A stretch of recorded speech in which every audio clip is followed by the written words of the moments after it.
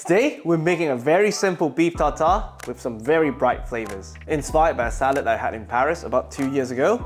So let's do it. First things first.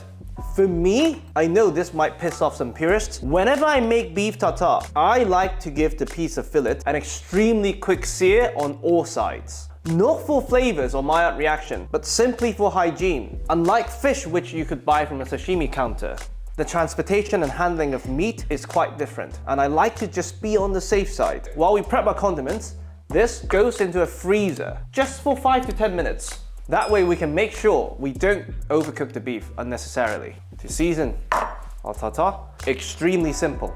First up, we have some black olives. These are pitted ones, but you can use any black olive you fancy. The one key to this recipe is you have to keep the olive brine. This is what's gonna give us a ton of flavor. And we just chop them. Relatively coarse, you want to still be able to feel the texture of the olives. We're not making tapenade. Perfect. Mixing bowl.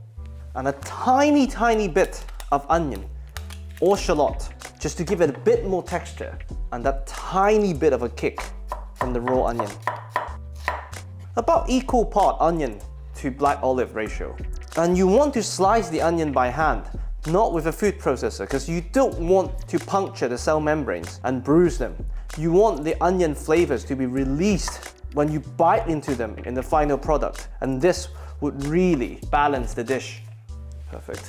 And the only other solid, besides the beef, we add some chives. They don't offer much flavor, but they just offer that tiny bit of brightness that would cut through the Dijon mustard that we're going to add later.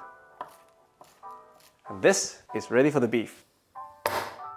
After about 10 minutes, this is not frozen. I'm just bringing the core temperature of the beef lower so that when it hits the hot pan, we minimize the cooking. And here, we have a bowl of ice water to stop the cooking immediately after we've seared the surface. So, very hot pan.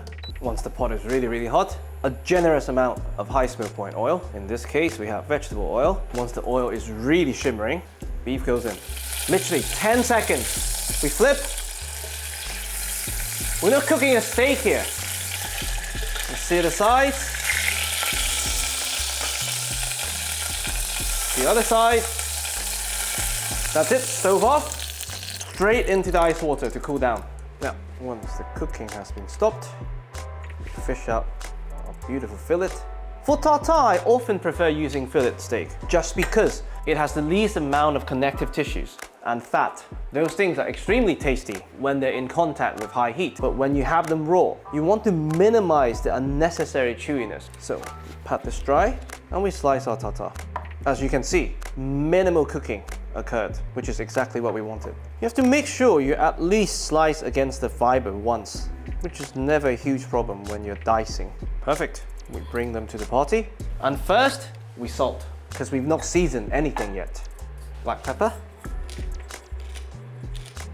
With meat that's been vacuum packed, because they've been deprived of oxygen, they have this dull, grayish color. There's nothing wrong with that. But since we're serving meat raw, if your steak looks dull, just leave it outside for 5 minutes. The oxygen will react with the myoglobin and bring this beautiful bright red color back. So now, we introduce our wet ingredients. First up, our binding agent, some Dijon mustard.